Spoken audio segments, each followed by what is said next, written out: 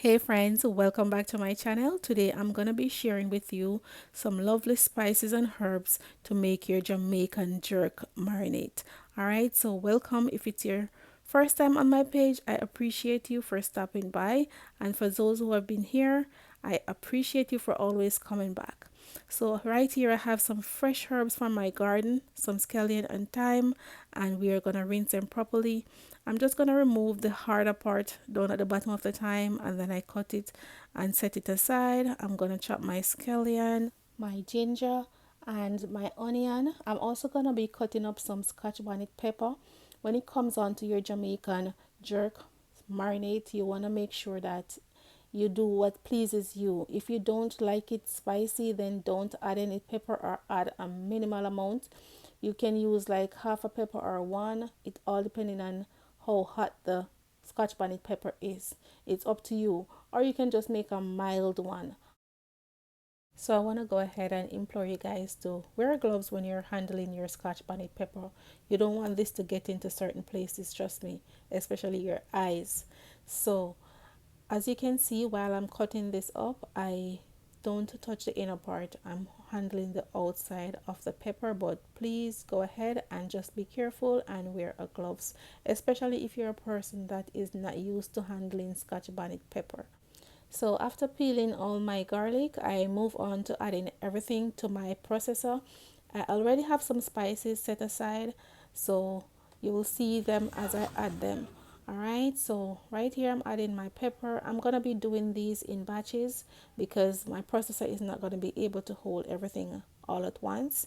So I'm going to be blending some at first, and then I'm adding some cooking oil. I'm going to be adding some vinegar as well, some brown sugar, and then I'm gonna add some spices. If you don't want to use vinegar, you can go ahead and use some lime juice or lemon juice. So right here I have nutmeg, but I'm not going to use it because this mixed spice has nutmeg, it has coriander, it has cinnamon, it has anise. So I didn't see the need of adding any fresh nutmeg. Alright, so I'm going to blend these, and I'm also going to be adding some cloves, but I'll add that in my second batch.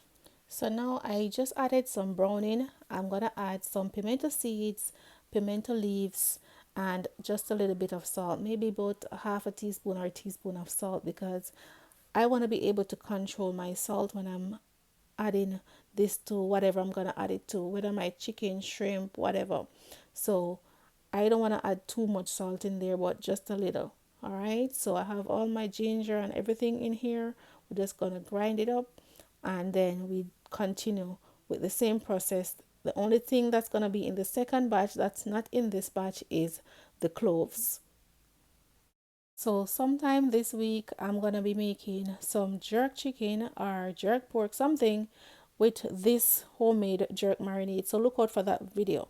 All right, I sometimes I use the store-bought one, and I still make my own and add both of them together, but I'm gonna be using this in a video with just this, no store-bought, so that you guys can see the result and I can give you my honest review on my own product. All right, so stay tuned for that video. And whenever you don't have any store-bought one, you can just go ahead and make your own. It tastes good just the same. I promise you, it's gonna taste good just the same. All right, so now I'm adding the cloves to the second set, and then I'm gonna show you the final product. So here we go, guys. The Rowe family gives you a lovely recipe for your homemade jerk marinade. All right, so when you're feeling homesick and you can't go to Jamaica to get the real jerk chicken, and you don't have the store-bought one, you can go ahead and make your own. And I'm just showing you the difference between mine and the store-bought. The store-bought is a bit darker, but always remember you can control the color by adding more browning if you please. All right, so the next thing you want to do is just go ahead and sterilize your mason jar and just add your marinade in there. All right, you can store it in your cupboard for a little bit because it has some shelf life with the vinegar and the salt. But if you don't want to chance it, you can just go ahead and place it in your refrigerator. All right, guys, thank you so much for watching.